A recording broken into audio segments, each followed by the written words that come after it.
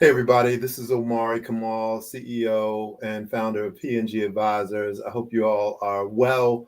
We're kicking back off our lives again. We're going to be doing this on a regular basis every Thursday. It's 1:18 Central Standard Time, but it's going to be 1 p.m. Central Standard Time moving forward unless we announce otherwise. But it's great to be with you all again. There's an extraordinary conversation I'd love to have with you all. So feel free to make your comments in the live. I'll be watching for the next few minutes. I'm looking forward to engaging with you around this subject because it is a very critical subject in the world of what we do and what we're committed to for our clients. For those of you who don't know me and don't know P&G Advisors, just to give you a little bit of a background, we are primarily, I should say, a bookkeeping firm, a tax planning and preparation firm. And I'm reticent to use the word primarily because that's not the heart of what we do. It is a necessary aspect of what we do, but the real heart of what we do is our advisory work. And to give you a sense of what I mean by our advisory work, first and foremost, you have to clue into the name. So we are called P&G Advisors. That's short for Profit and Growth Advisors, because even though we do bookkeeping, we do tax planning preparation, what we really are and who we really are profit and growth advisors. Why? Because that's all we care about. We are not the types of accountants and bookkeepers who want to just hand you a fancy set of reports and say, hey, congratulations on getting this done for yourself. Okay, we don't care about any of that. And don't get me wrong, we count beans and we do taxes with the best of them. But what we really care about is that you're able to use those numbers and apply those numbers and glean powerful insights and information from those numbers such that you can have a business that, again, is profitable, that grows, that works as hard for you as you've worked for it. So if you'd like to connect with us, check us out on profitandgrowth.com. That's profitandgrowth.com. And we'd love to connect with you and talk with you about how we can support you as a small business owner who's looking to grow and scale. And I'll have in more lives, I'll continue to break that down and how that works and how we keep our promise to our clients that they will be profitable, they will grow their enterprise values, they will scale their operation such that the business ultimately works for them as hard as they've worked for it. But what I want to talk to you about today is something that is a very powerful aspect of what we do with our clients. And really, it's one of the very first questions that we ask our clients or prospective clients when we meet with them. And the question is, what's your end game? And we ask that question. And it's very interesting for us to see the look on many of our prospective clients' faces because, people who are otherwise, by most conventional measures, doing really well, will just have to pause for a minute and say, what is my end game? And we throw them a little bone and we say, well, what are you going to give it to the kids or what are you going to do? And they'll say, yeah, I think that's kind of what I want to do. Some do, some don't. Some people have very somewhat clearly defined ideas about whether they want to sell their business or sell to employers, but they're very, very, very select few. And we walk them through a bit of a process, and I'll detail that for you in just a little bit. But it never ceases to amaze me how unclear this question is for some otherwise, very well thought out, very well planned folks. But at the same time, it's exciting to me because, there's an opportunity in that for us to do the work that we do and help to bridge some gaps there that we think are there to be bridged. And it's a powerful question because many of you have read this book, 7 Habits of Highly Effective People, and maybe any number of other Stephen Covey's book. He's a true luminary, in my opinion, and a true prophet and a scholar. But he coined this phrase, begin with the end in mind, which most of us really use, and we don't give a lot of thought about where it came from. But even really what it means, and another modality, another training space that I operate in, likes to say it this way, the future is the context for the present. And what that means is that any action that we take, if you have any question about what actions you're taking now, why you're taking certain actions, if you ever had a situation where you are taking an action, you don't know why you're taking that action. It seems like it's on automatic, but you can't really get like, wow, why am I so, as a default, taking this particular action?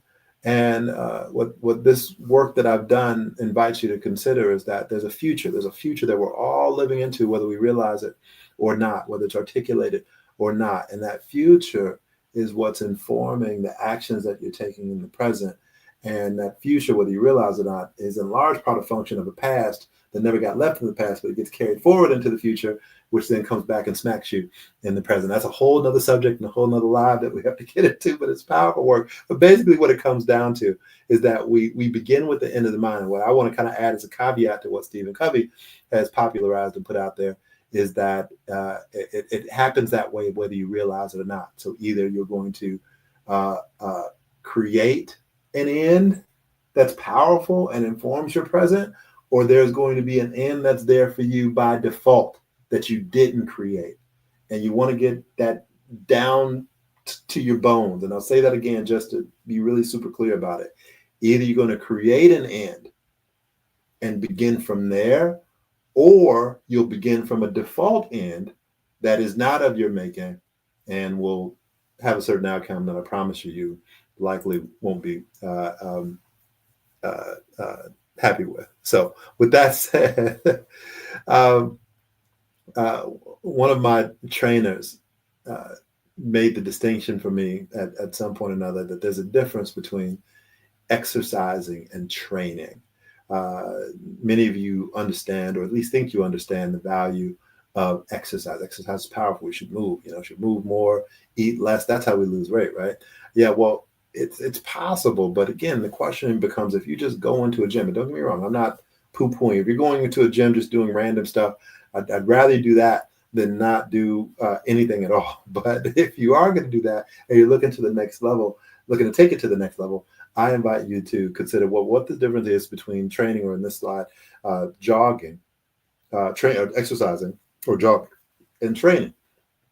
And so what I would suggest to you is that when you're just jogging, you're just going out there doing some stuff, which is great as a start. But at some point or another, you will start to get an idea for, okay, is there some kind of structure I could put in line with this, or connect with this exercise that I'm doing, such that I can have a real sense of whether or not I'm progressing. And that parallel, I believe, can be applied very aptly to running a small business. Many folks that I come across, and I'm sure and you come across as well, are just out there doing their thing. They're running their business, and don't get me wrong, that is better than a whole lot of other people. And you compare their numbers against a whole lot of other folks, they're doing quite well. But if you ask them, are they satisfied? If you ask them, are they accomplishing their goals? If you ask them, are they on track? Many of them would answer no. And what I would suggest to you is that, very similar to the analogy that we're offering about jogging versus training, there's also a similar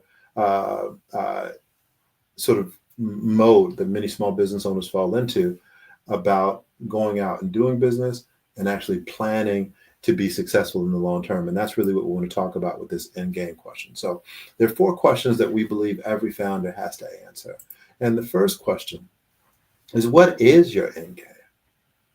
And usually when I have this conversation with prospective clients, I pause for effect just to give them a little time to let it marinate. And I invite you to let it marinate for yourself as well. What is your end game? And we'll go into this in a little bit, but if somebody handed you a big pot of money for your business, how much would you accept? At what point would you start to pay attention? At what point would you start to engage or cut them off completely? How do you know that whatever that big pot of money that might be offered to you would be enough? And we'll get into in later lives how to actually build that value once we come up with a number. But what's your number? One of my clients says, what's your goodbye number? Another one of my clients says, what's your FU number? Like, however you characterize it, you get my point. What's the end game? Specifically, what it is. Is it $1 million? Is it 2 million? Is it 3 million? Is it 5 million? How do you come to that number? Okay. But once you get that number, and I just want you to get a number, don't worry about whether it's accurate or not, but just get a number in your head. Like, what would you be okay with? I'm not telling you to go out and sell your business. Don't get me wrong. I'm not even telling you to necessarily plan for it. Although I do believe that you should always be in a position to be prepared to sell, or at least as early as you can. Why? Because you just never know what's going to happen. And I don't care what, I'm using the word sell, but I'm more talking about exit, whether it's giving away to your kids, whether it's hiring a CEO and promoting yourself to chairman of the board, whether it's selling the business to your staff. I don't care what it looks like. I just care that you think about the exit, because in either case, you're going to need to know what the value of your business is. Okay. And once you get that number in your head, the question is, okay, well, by when? Okay. And then the question then becomes, how close are you? So those are the four questions. What's your end game? By when? How much do you need to sell for? And how close are you? And so a lot of our business owners will say, like, hey, I want to give the business to my kids, transfer it over to the next generation. So you see here, you see what the numbers say in terms of what that looks like, 9%. So the problem with giving the business to our kids is that, they've seen mommy and daddy work themselves to the bone in their businesses, and a lot of them just don't want it. And wittingly or unwittingly, a lot of small business owners actually will drive their kids away from the business. They'll say things like, "Oh, I just want you to do whatever you want to do." And don't get me wrong, I don't have any problem with that. But many of us as parents, we don't want to lock our children into a certain fate. Certainly not to have them work as hard as we did, and very innocently, we kind of push them into other passions. And again, that's another conversation that we have. But I do believe that as families, we should begin to look at how to create generational wealth through our businesses, and not forcing them to, but maybe encouraging our children to really take a closer look at our businesses. Because if we got it to here, just imagine if they had a passion for it and were engaged in it all their lives and had a sort of a wherewithal, what they could take it to with all of their resources and everything that they know about technology in our case, but who knows what it's going to be for the next generation. But every generation has some advantage that if they brought it to our investment, who knows what it could be in the next generation. Of course, there's the possibility of shutting down the business. There are other sort of options that are present. Transitioning the business to the next generation of managers is a very popular happening that we're seeing quite a bit of. But by and large, the majority of business owners are most likely to sell to a third party. Okay. So just playing those numbers, again, you want to be prepared to sell if and when that time comes for you to exit, because it's not always a situation that we have a choice in the matter of as well. We might need to make a move. And rather than to an emergency situation, try to force your kids to do something or have to shut it down completely, obviously, and all that value is now going out the window. You at least want to be prepared to sell it to a third party if you need to.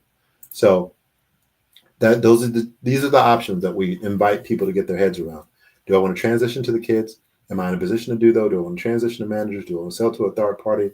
Am I undecided? And might I want to do any of the three? But either way, how do I prepare?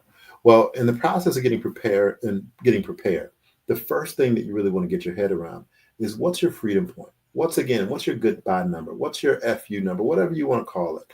And so one of the things that we tell people to do is take the amount of money. In this example, you see there's $100,000. Multiply it by 33. Why is that important? Well, the idea is, like, if I'm surviving off $100,000 a year right now, I'll live an average of 33 years in retirement. Okay. So I would need simple stuff, right? $3.3 million in order to survive. And in this example, let's say I had $660,000 in assets, and then I had another $40,000 in debts. I would take that $660,000 minus the $40,000 is $20,000, and then subtract it from the $3.3 million. And this is an idea of the amount of money that you would need in investable assets in order to fund your, I don't so much as like calling it retirement anymore. Most people in our generation, even the one ahead of me and the one behind me, they're not so much interested in retirement. We're interested more so in financial freedom, which is why we call it the freedom point. At what point are you free? At what point are you working because you want to, because not because you had to?